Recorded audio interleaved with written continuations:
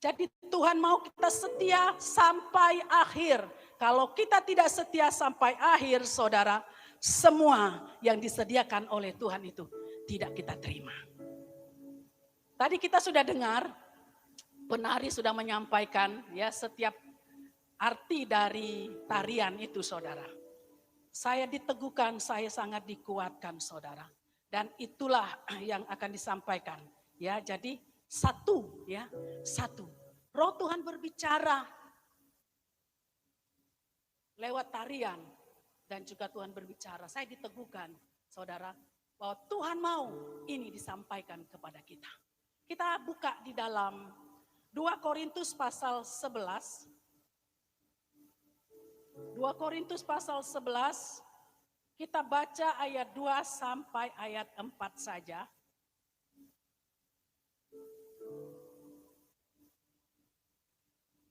Kita mau baca sama-sama, ya, udah semua? Amin.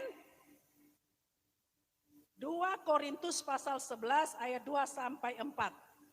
Saya hitung 3, 2, 1.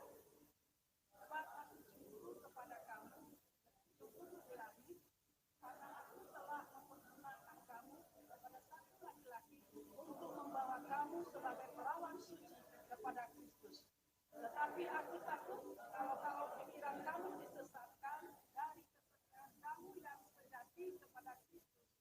Sama seperti Hawa diperdayakan oleh ular itu dengan ketikannya.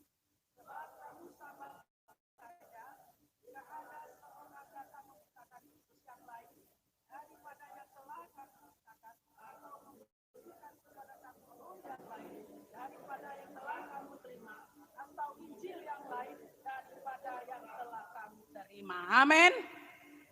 Saudara pegang ini baik-baik. Jangan saudara pulang lalu saudara lupa dengan tarian itu, ya, pesan dari tarian itu. Karena saudara banyak sekali anak Tuhan, gereja Tuhan tidak bisa setia, ya. Belum lagi sampai akhir, saudara, ya. Sudah menyangkal Tuhan, sudah murtad, saudara. Nah, saudara dikasih oleh Tuhan, tema kita bulan ini setia sampai akhir. Tema kecilnya saya beri judulnya adalah kesetiaan yang teruji. Kesetiaan yang teruji. Saudara, ketika saya merenungkan firman ini, muncul perumpamaan, saudara, ya. Muncul perumpamaan, yaitu tentang calon, ya, calon suami istri. Itu muncul, saya renungkan, saudara. Lalu saya berketetapan untuk saya sampaikan ini menjadi satu contoh, ya, kepada kita supaya kita dapat menangkap apa yang dimaksud di dalam firman Tuhan yang kita baca tadi. Karena Paulus mengatakan, aku telah mempertunangkan kamu kepada laki-laki, yaitu Yesus Kristus. Kita ini adalah mempelai perempuan, saudara. Kita semua gereja Tuhan adalah mempelai perempuan. Yesus Kristus adalah mempelai laki-laki. Nah, saudara, saya dalam masa pertunangan, saudara siapa di sini sebelum nikah tunangan dulu? Ya, Pak Pen yang lain enggak, langsung nikah aja gitu. Enggak ada masa perkenalan dulu gitu kan.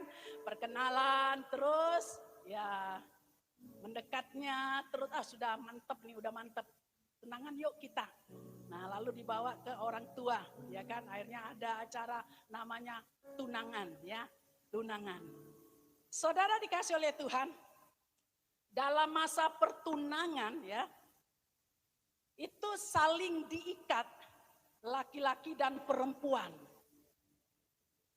Saling diikat. Jadi sebelum nikah itu tunangan dulu. Ada yang masa tunangan itu tergantung dari perjanjian, ya, saudara, ya. Tergantung dari perjanjian pihak laki-laki dan pihak perempuan.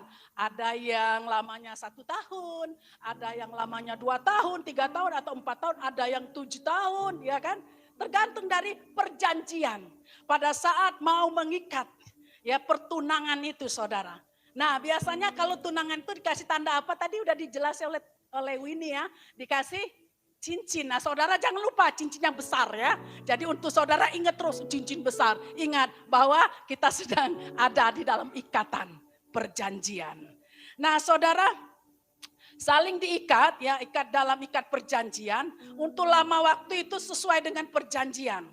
Setelah itu enggak terus-terus saudara. Tunangan terus sampai mati enggak. Pasti ada sasaran tujuannya akan nanti menikah, ya kan? Akan menikah. Jadi masuk dalam lanjutan pernikahan. Jadi saudara dikasih oleh Tuhan, pernikahan nanti itu ya tergantung apakah nanti jadi atau tidak. Tergantung dari masing-masing. Dari pihak laki-laki atau dari pihak perempuan. Dari keluarga laki-laki dan keluarga perempuan. Jadi atau tidak itu tergantung kalau masing-masing itu setia. Tapi kalau satu tidak setia saudara itu pasti batal ya. Walaupun sudah 7 tahun tunangan batal. Ada seperti itu saudara dan banyak. Ya, udah 7 tahun deket-deket. Masih setengah tahun lagi putus. Udah jadi nikah. Kenapa? Karena pasangannya ada yang tidak setia. Bahkan dua-duanya bisa tidak setia. Ya, tidak setia saudara.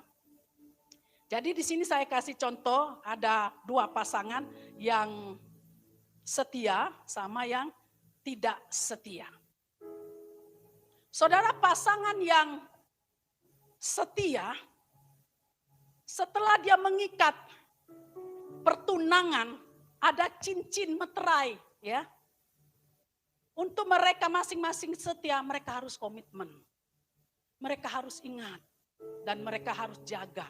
Bahkan kadang orang tua ikut jaga-jaga juga ya. Kedua belah pihak itu para orang tua ikut berjaga-jaga. Saya dulu saudara berjaga-jaga saudara ya. Saya berdoa karena semuanya tunangan saudara. Dari mulai Agnes, Natalia maupun Bu Pen ini semuanya mereka tunangan ya. Masanya 1 tahun. Saya berdoa supaya anak saya setia. Ya, juga calonnya setia. Saya berdoa. Karena kalau tidak jadi, pertama malu saudara ya. Kedua saya sedih karena waktu saya itu setuju dengan tunangan, saya suka sama calon menantu ya. Saya suka karena untuk calon menantu saya gumuli saudara, bukan asal sabet ya. Bukan asal sabet, saya doakan saudara. Waktu saya setuju, ya ini saya terima lamaran saudara. Nah saya sudah suka. Jadi saya selalu ingatin anak saya. Bukan calon menantu saya ingatin. Anak saya harus setia, harus ingat. Jangan telepon sama yang bukan pasanganmu. Yang perempuan boleh, saya ingatin terus. Bu Pen saya ingatin terus. Juga Agnes, Natalia, saya ingatin terus saudara. Dan saya doakan terus sampai semuanya jadi. Ya. Jadi saudara, kesetiaan yang membuat itu menjadi bisa satu dan masuk dalam pernikahan. Karena masing-masing itu setia memegang perjanjian. Setia memegang perjanjian. Tapi ada juga saya dengar orang saudara sudah mau nikah, udah siapin segala sesuatu. Tahu-tahu enggak jadi. Kenapa? Oh rupanya yang pria, yang laki-laki mulai melirik perempuan lain saudara.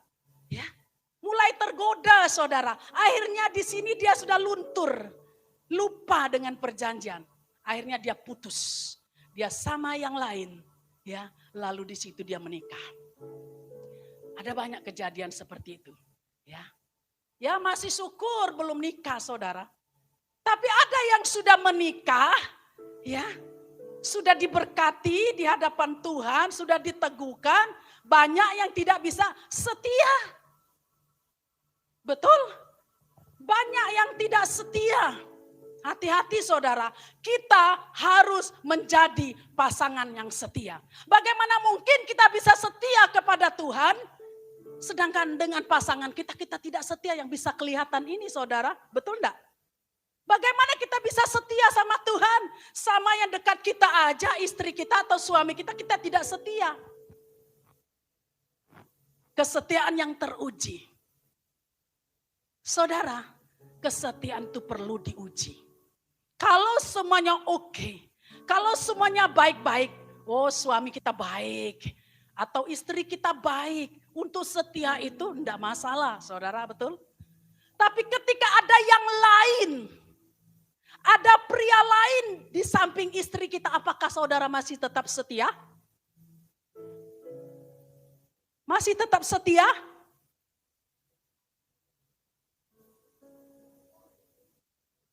Aduh, enggak bisa jawab. Aduh, Bu, sakit sekali. Kesetiaan perlu diuji. Kalau saudara itu buang dia, karena dia sudah nyakiti hatimu, karena dia sudah selingkuh, saya bilang, berarti saudara tidak setia sampai akhir. Atas perjanjian pernikahan di hadapan Tuhan. Ada yang lain. Tapi terkebaskan ya dari kita ya. Kebaskan semua. Kebaskan.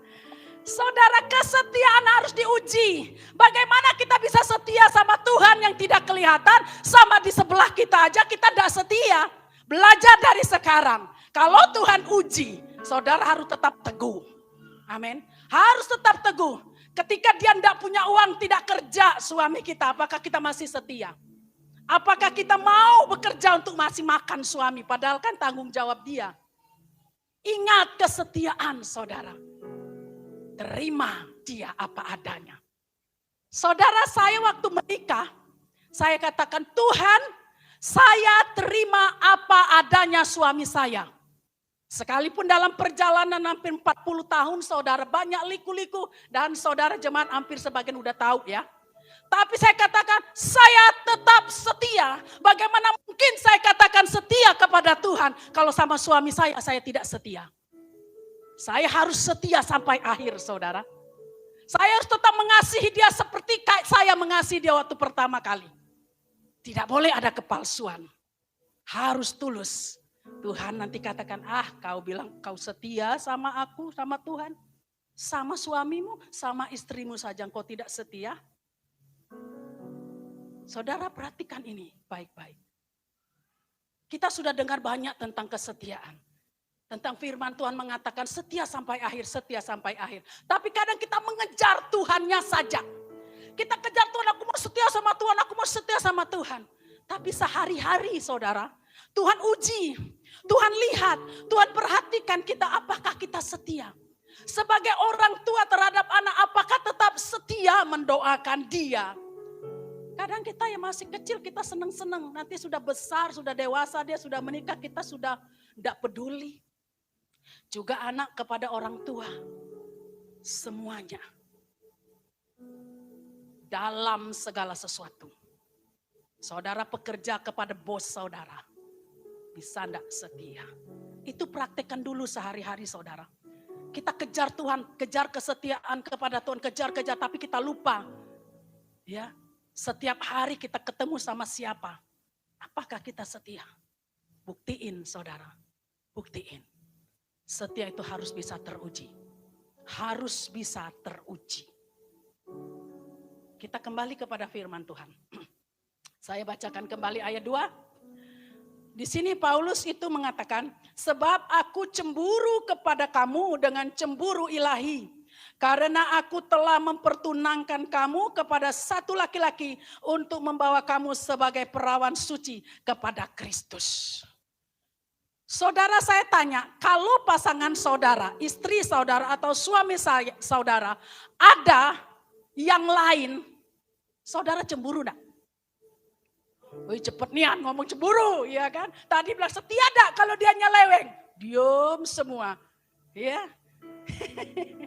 Langsung cemburu, waduh berarti kalau terjadi sesuatu enggak bisa setia ini.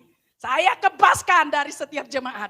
Harus menjadi jemaat yang setia kepada pasangannya, amin.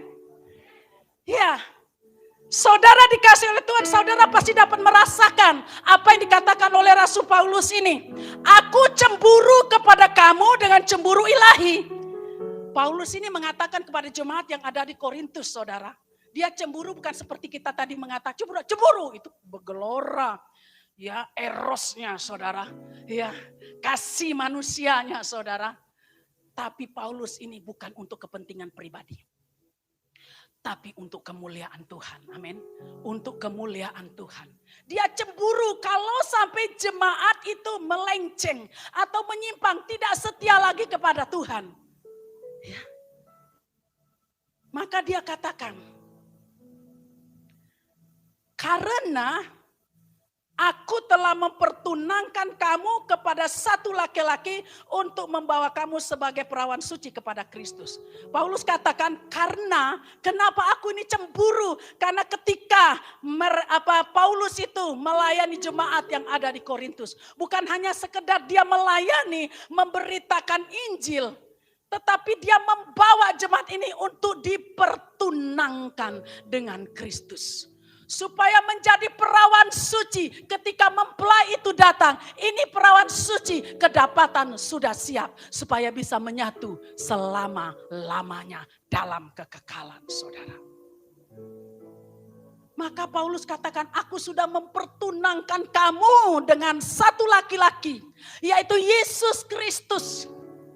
Supaya kamu menjadi perawan suci, artinya tidak tercemar, tidak dinodai, tidak dikotori, tapi dijaga, dipelihara dalam kesetiaan. Seperti tadi saya katakan, pasangan calon yang bertunangan itu harus menjaga kesuciannya sang perempuan, juga yang laki-laki. Kesucian kemurnian hatinya tidak ada yang lain. Tidak ada yang lain. Tulus. Jadi Paulus ini mempertunangkan dengan Kristus. Kita belajar di sini saudara, bahwa kita semua ini sedang dipertunangkan dengan Kristus. Maka dikatakan sebagaimana Paulus berkata kepada jemaat di Korintus, seperti itu juga Tuhan berkata kepada kita, aku tidak mau, kata Tuhan, ada yang lain. Karena apa saudara? Kalau kita tidak setia, semua perjanjian batal. Kayak tadi kan, maka saya kasih contoh. Sekalipun sudah janji, udah pakai meterai saudara. Kalau tidak setia, itu membatalkan perjanjian. Dari pihak Tuhan itu pasti setia. Tapi dari pihak gereja, dari setiap kita, bagaimana? Tuhan tidak pernah tidak setia saudara dengan janjinya. Dia menanti. Kita yang harus berjaga-jaga. Maka Paulus itu mewanti-wanti. Paulus itu menjagai jemaat ini. Mengingatkan mereka saudara. Maka dia katakan di ayat 2 itu dia cemburu. Dikatakan cemburu ilahi. Lalu yang ketiga dia lanjutkan ayat ketiga. Tetapi aku takut. Ya tadi Winnie katakan Tuhan takut. Jangan sampai kita tidak setia. Ini ayatnya juga berkata saudara, aku takut. Kalau pikiran kamu disesatkan dari kesetiaan kamu yang sejati. Jadi mereka itu sudah setia. Ya, sudah setia. Karena dikatakan di sini setia yang sejati. Kepada Kristus, sama seperti Hawa diperdayakan oleh ular itu dengan kelicikannya. Jadi Rasul Paulus itu mengatakan, aku takut jangan sampai kamu ini atau kalau nanti kamu bisa tidak setia. Kamu berubah setia. Kesetiaan sejati dikatakan. Tapi tidak tahu apakah sudah teruji atau tidak. Kita kadang pasangan suami istri ya kan melewati masa tunangan, anggaplah 7 tahun tunangan, wah itu sudah setia sejati sekali saudara ya. Masuk dalam pernikahan, tapi apakah sudah teruji? Kalau kesetiaan itu sudah teruji, maka saudara saya jamin bisa setia sampai akhir. Amin. Bisa setia sampai akhir. Kalau kesetiaan itu sudah teruji, jadi ada tahapnya. Kesetiaan pura-pura, lalu kesetiaan yang sejati, kesetiaan yang teruji, baru setia sampai akhir. Saudara dikasih oleh Tuhan, kita perhatikan ini baik-baik. Paulus katakan, aku takut kalau pikiran kamu disesatkan. Ya, Paulus katakan, aku takut kalau pikiran kamu disesatkan. Jadi saudara, yang paling mudah untuk membuat mereka itu tidak setia. Lewat apa? Firman Tuhan berkata lewat pikiran. Yang membuat kita itu bisa berubah kesetiaan pikiran, saudara. Pikiran, ya. Karena di sini dikatakan pikiran kamu disesatkan. Nah, terus dikatakan di situ kedua, yang pertama pikiran, yang kedua itu diperdaya, ya, diperdaya. Karena di sini dikatakan sama seperti Hawa diperdayakan oleh ular itu dengan kelicikan, dengan tipu, ya. Diperdaya itu ditipu, saudara. Saudara dikasih oleh Tuhan, maka itu di sini dikatakan Paulus takut. Jangan sampai kamu itu seperti Hawa. Hawa dulu tidak setia kepada Tuhan. Karena apa? Pikirannya mulai dirasuk dengan suara-suara, ya. Suara-suara yang membuat dia bisa berubah setia, saudara. Yang membuat dia mengambil keputusan yang salah. Akhirnya berakibat fatal dalam kehidupannya. Dia harus keluar dari Taman Eden itu. Karena dia tidak setia. Jadi hati-hati dengan pikiran, saudara. Jangan sampai pikiran kita disesatkan. Maka minta pikiran Kristus untuk terus mencengkram pikiran kita. Karena pikiran ini bisa menyesatkan, saudara. Kalau kita tidak dikuasai dan dikendalikan oleh Roh Kudus. Karena pikiran ini banyak macamnya, saudara. Kalau kita tidak serahkan kepada Tuhan. Mungkin kita tidak berkata-kata, tapi pikiran jalan terus. Mulai pikiran negatif, pikiran yang jahat, pikiran berprasangka. Ya macam-macam. Itu menyesatkan. Saudara bisa tidak setia dengan pasangan saudara di dunia, juga saudara tidak bisa setia dengan mempelai kita. Jadi hati-hati, pikiran kita harus dibasuh oleh darah Yesus. Pikiran kita harus pikiran yang benar, ya, pikiran yang positif, ya. Pikiran Kristus yang mengendalikan kita. Supaya iblis tidak bisa meluncurkan panah-panah si jahat. Karena dia akan luncurkan lewat pikiran kita, saudara. Belum ke hati, saudara. Ke pikiran, tapi waktu kita tidak berjaga-jaga. Mulai di pikiran itu dikelola sampai turun ke hati. Kalau sudah sampai turun ke hati, susah keluarnya, saudara. Harus ada pelepasan. Maka dikatakan jaga pikiran kita. Terhadap perkara jasmani, terhadap perkara rohani. Kita jaga. Lalu yang kedua itu diperdaya, ditipu. Nah iblis itu selalu menipu daya. Ya, menipu daya. Seperti kita tahu bagaimana kejatuhan Hawa, Adam oleh tipu daya ular itu, saudara. Saya tidak akan perpanjangkan itu. Nah saudara dikasih oleh Tuhan. Bahwa ditipu daya. Iblis itu tidak bisa menggagalkan perjanjian kita dengan Tuhan, saudara. Dia tidak bisa langsung menggagalkan itu. Tetapi dia tipu, dia menyusup dalam hidup kita, masuk ke pikiran kita. Mulai kita mengelola, mulai kita katakan, iya ya, seperti Hawa. Oh iya ya, baik juga kalau dilihat. Ya, langsung datang lagi suara itu. Lalu kita mengambil keputusan yang salah. Akhirnya apa? Putuslah perjanjian itu, batal perjanjian. Janji Tuhan dalam hidup kita, saudara, tidak bisa diputuskan oleh iblis, tidak bisa dirusak. Kecuali kita membuka celah lewat pikiran kita dan mau ditipu daya. Jadi hati-hati, iblis suka sekali menipu daya. Ya, saya sudah pernah sampaikan kok bagaimana cara iblis menipu daya. Ya, jadi kita harus berjaga-jaga. Dan berdoa. Berjaga-jaga dan berdoa. Lalu kita kembali lagi ayat yang keempat di pasal 11 2 Korintus tadi. Saya akan bacakan kembali. Dikatakan di sini, sebab kamu sabar saja jika ada seorang datang memberitakan Yesus yang lain daripada yang telah kami beritakan, atau memberikan kepada kamu roh yang lain daripada yang telah kamu terima, atau Injil yang lain daripada yang telah kamu terima. Saudara Paulus ini mengatakan, aku takut kalau kamu disesatkan, kalau kamu diperdaya oleh yang menyebut yang membawa berita tentang Yesus, tapi Yesus yang palsu. Yang memberikan dikatakan roh, bukan Roh Kudus, bukan roh Tuhan, tapi roh yang menyesatkan. Roh yang lain. Bukan Injil, kekuatan Allah yang datang dari Tuhan, tetapi Injil yang lain dikatakan. Tadi saya katakan kalau ada di samping istri kita laki-laki lain gimana? Di sini saudara, mereka ini dikatakan kamu sabar saja. Jadi ketika ada orang membawa yang lain, sabar aja, diam aja. Sabar di sini bukan berarti panjang sabar, saudara. Sabar di sini berarti apa? Diam saja, dibiarkan saja. Dibiarkan saja, ada di tengah-tengah mereka. Kadang kita gitu, ada ya tawaran-tawaran seperti Hawa tadi.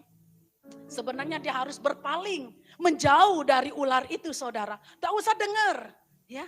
Tetapi ya dibiarkan saja sambil mendengar. Nah, kadang kita sering seperti itu, sama seperti jemaat ini, dibiarkan saja. Orang membawa kabar yang lain, membawa Yesus yang palsu, membawa roh yang lain, dikatakan di situ mereka diam aja. Dan terus ada, saudara, seberapa kuat manusia? Seberapa kuat manusia? Manusia tidak bisa kuat tanpa kekuatan dari Tuhan. Mereka bisa tergoda. Mereka bisa tergoda. Jadi saudara, untuk setia itu apabila ada godaan kita harus cepat menyingkir. Jangan terus ada di situ. Ketika juga kita ada mendengar orang berkata yang negatif, berkata yang tidak membangun iman, jangan saudara dengar di situ. Besok dengar lagi, lama-lama saudara terpengaruh. Saudara harus menghindar. Kalau itu tidak membuat iman saudara bertumbuh, saudara harus menghindar. Kalau itu cuma untuk melemahkan saudara, saudara harus menghindar. Tapi kalau saudara ada di situ terus, pertama mungkin saudara kuat, kedua ya kuat, ketiga saudara tidak akan kuat. Saudara akan terpengaruh pikiran saudara, terpengaruh perasaan saudara, dipengaruhi semuanya. Nah, itu yang terjadi di jemaat ini. Maka Paulus itu was-was, dia merasa takut karena apa? Itu dibiarkan di tengah-tengah mereka yang palsu-palsu itu, saudara, dibiarkan, tidak dikebaskan. Jadi apabila saudara mendengar segala sesuatu yang melamahkan imanmu, ada suara-suara yang tidak membangkitkan semangatmu, ada roh-roh yang lain, ada berita-berita yang tidak membangun iman saudara, kebaskan. Sekarang yang palsu itu banyak, saudara, bertebaran di mana-mana. Itu kata cara iblis untuk memperdaya. Cara iblis untuk memperdaya. Jadi akhir-akhir ini untuk kita menjaga kesetiaan kita kepada Tuhan, kita harus ingat firman ini. Paulus tidak suka mereka diam saja, membiarkan itu. Paulus tidak suka. Karena lama-lama mereka akan terpengaruh. Mereka bisa berubah setia. Mereka bisa membelakangi Tuhan. Nah, saudara dikasih oleh Tuhan, kita sudah lihat dalam firman Tuhan. Lalu di sini, kalau kita sudah mendengar, kita sudah disampaikan firman Tuhan, supaya kita setia, seperti banyak tokoh-tokoh yang sudah disampaikan kepada kita. Dia setia sampai akhir. Di sini saya mau beritahukan cara untuk bisa setia sampai akhir. Kita sudah dengar tuh semua tentang kesetiaan. Sekarang bagaimana caranya supaya kita setia sampai akhir? Bagaimana caranya? Yang pertama, harus selalu ingat bahwa kita sudah terikat dengan perjanjian. Pertama, harus selalu ingat bahwa kita sudah terikat dengan perjanjian. Ya, seperti tadi contoh. Dia harus ingat, aku sudah terikat dengan perjanjian pertunangan. Ya, aku sudah punya cincin pengikat. Harus selalu ingat, jangan lupa bahwa kita ini terikat dengan Tuhan. Bahwa kita ini bukan milik kita. Lebih dari itu saudara, kita bukan milik kita lagi, tapi kita sudah milik Kristus. Karena kita sudah dibayar lunas, kita sudah dibeli, kita sudah dibayar lunas dengan darah saudara. Jadi kita bukan milik kita. Kita milik Kristus. Kita terikat dengan Kristus. Harus diingat terus. Jadi hidup kita tidak boleh suka-suka kita sendiri. Kalau saudara mau melakukan sesuatu, tanya kepada Tuhan yang sudah membeli saudara. Tanya kepada Tuhan yang sudah menebus saudara. Tanya kepada Tuhan calon mempelai laki-laki itu. Apapun yang saudara mau lakukan, tanya. Karena kita bukan milik kita lagi, tapi kita milik Kristus. Kita tanya apa yang harus kita buat. Baik dalam pelayanan, pekerjaan, apapun dalam hidup sehari-hari. Tanya semuanya kepada Tuhan. Dalam rumah tangga pun tanya semuanya kepada Tuhan. Karena kita bukan milik kita, tapi milik Kristus. Kristuslah yang berhak menentukan. Saudara, bukan kita yang berhak. Kita tidak ada hak atas diri kita. Kecuali kalau saudara merasa saudara tidak dibeli. Kecuali kalau saudara merasa aku bukan milik Kristus. Ya silakan, suka-suka saudara. Tapi selama saudara terikat dengan perjanjian, saudara harus tunduk kepada peraturan itu. Peraturan perjanjian. Saya sudah bilang perjanjian kedua belah pihak, saya sudah pernah katakan. Apa peraturan? Ada peraturan perjanjian dari pihak Tuhan dan dari pihak kita. Harus mengikuti semua peraturan. Kalau kita katakan aku terikat tapi tidak melakukan peraturan-peraturan yang Tuhan nyatakan di dalam gerejanya, lewat hamba-hambanya, lewat firman Tuhan. Tidak bisa saudara. Jadi kita harus sadari, kita sudah terikat. Kita sudah terikat. Itu satu cara.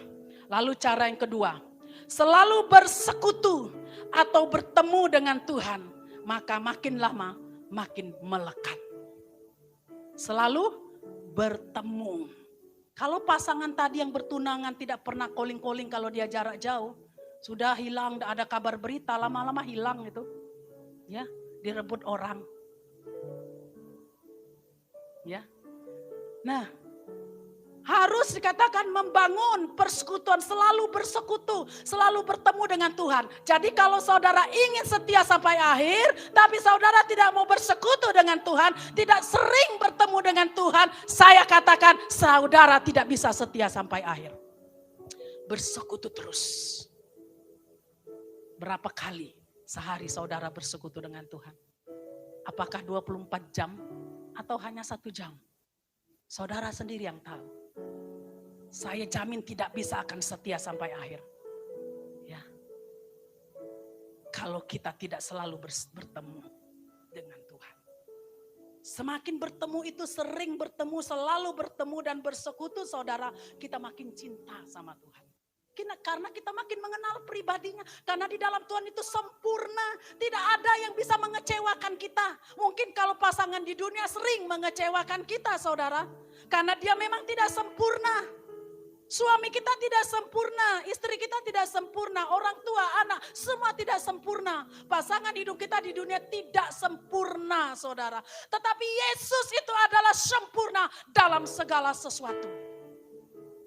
Ketika kita bersekutu, ketika kita terus bertemu, saudara pasti tidak bosan. Mungkin saudara kalau ketemu terus tiap hari sama suami istri bosan. Makanya pergi kerja jauh-jauh lah. Tapi enggak ya, bukan itu ya. Tapi saya tahu saudara pasti setia. Tapi pasti ada bosannya. Karena tiba-tiba enggak ada angin, enggak ada hujan, marah. Siapa di sini seperti itu? Enggak ada angin, enggak ada hujan, tiba-tiba marah. Itu tandanya ada roh kebosanan saudara. Iya. Ketawa itu berarti pernah itu. Nah, semuanya ketawa kan? Iya, itu berarti sering terjadi itu. Kebaskan itu ya, kebosanan. Saudara, ketika kita datang selalu bertemu dengan Tuhan, kita tidak akan bosan, malah makin jatuh cinta, makin nempel, makin melekat saudara. Karena semua pribadi Tuhan itu yang sempurna itu kita jadi tahu, kita jadi kenal. Dan itu mengikat kita, membuat aku jatuh cinta sama Tuhan. Membuat aku jatuh cinta karena tidak ada yang seperti ini. Ya, pasti kita akan berkata tidak ada seperti ini. Suamiku selalu mengecewakan, tapi Yesus tidak pernah akan mengecewakan. Amin. Saudara dikasih oleh Tuhan, Tuhan tidak pernah mengecewakan. Jadi mari selalu bertemu dengan Tuhan. Saudara pasti makin cinta. Saudara makin melekat. Waktu saudara melekat, saudara tahu getaran hatinya. Getaran cintanya yang lebih besar dari cinta kita, saudara. Dan itu akan mengikat kita. Dan itu akan memeterai kita, saudara. Dan itu akan memberi kekuatan. Memampukan kita untuk kita bisa setia kepadanya sampai garis akhir. Kekuatan dari Dia yang memampukan kita. Bukan kekuatan dari kita untuk bisa mampu setia. Kalau saudara pengen setia, tapi saudara tidak pernah bersekutu, tidak selalu dan sering bertemu dengan Tuhan, saudara tidak bisa setia. Karena kita ini adalah orang-orang apa? Yang selalu ingkar dengan janji, yang lupa dengan janji. Kadang kita nyanyian kita coba saudara renungkan ada banyak janji di situ. Tapi pernahkah kita melakukan itu, mengerjakannya? Jadi yang kedua tadi selalu bertemu dengan Tuhan. Yang ketiga, minta diikat dengan roh kesetiaan. Ya, berdoa, minta. Ketika kita berdoa pengen setia, minta roh kesetiaan. Tuhan, aku minta roh kesetiaan untuk aku setia kepadamu, untuk aku setia kepada pasanganku, untuk aku setia dan setia dengan apapun. Ya, jangan kedapati kita tidak setia, saudara. Saya sering bilang hidup itu adalah ujian. Setiap hari kita diuji oleh Tuhan. Saudara dimanapun, di rumah, ya, di pasar, di jalan, ya, di mana saja beribadah, Tuhan itu menguji hati kita. Tuhan melihat sejauh mana kita ini benar-benar hidupnya berkenan. Ada ndak integritas dalam kehidupan kita? Atau di depan orang saja kita baik, tapi ketika di belakang kita tidak benar. Tuhan lihat semuanya. Diuji semuanya, saudara. Minta roh kesetiaan. Supaya ketika diuji kita tetap kokoh, ya. Jadi minta roh kesetiaan supaya ketika diuji tadi kita tetap kokoh. Diuji lewat ekonomi, lewat rumah tangga, masalah dunia ini. Apapun itu bentuknya, kita tetap kokoh karena ada roh kesetiaan yang berakar. Yang bertumbuh dengan sempurna dan akan mengeluarkan buah kesetiaan. Buah Roh Kudus, kesetiaan kan? Keluar buah kesetiaan. Saudara jangan cuma bilang aku setia, aku setia. Yang aku setia padamu. Buktiin lewat buah, saudara. Jangan hanya perkataan. Buktikan. Kalau saudara tidak berakar, tidak bertumbuh dengan roh kesetiaan itu, saudara tidak akan mengalirkan atau mengeluarkan buah kesetiaan yang bisa dinikmati dan dikecap oleh semua orang. Harus ada buah yang keluar dari kesetiaan. Jadi harus tetap kokoh. Lalu supaya ketika iblis menggoda atau mencobai kita, kita tidak jatuh. Ketika diuji, Tuhan menguji, saya katakan kita tetap kokoh, kita tetap setia. Sekalipun sudah, ujian itu sudah sangat berat sekali. Kayaknya tidak mampu lagi, tapi tetap setia. Karena ada roh kesetiaan, dimampukan untuk setia. Sama pasangannya pun dimampukan untuk setia. Sekalipun mungkin pasangan kita mengecewakan kita. Terus dikecewakan. Terus dilukai. Terus disakiti. Tapi dia tetap setia. Karena apa? Ada roh kesetiaan. Di dalam diri yang membuat dia teruji.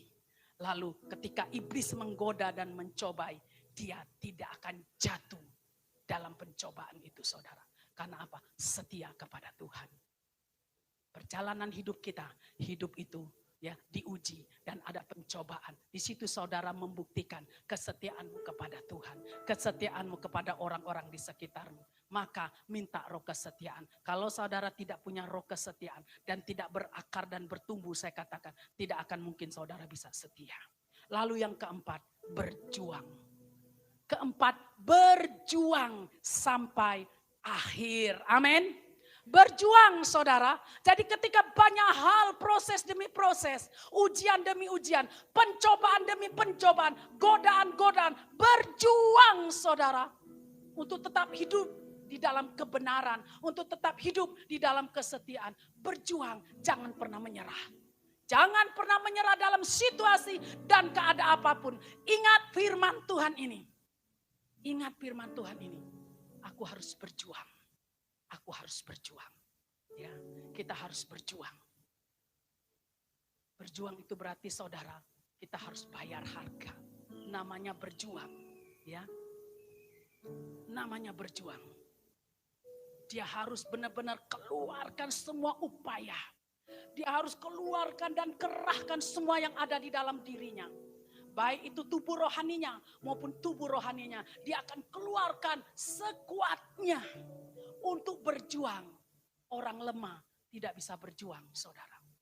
Hanya orang kuat yang mengkerahkan semua tenaganya yang bisa berjuang. Kita harus kuat sampai akhir.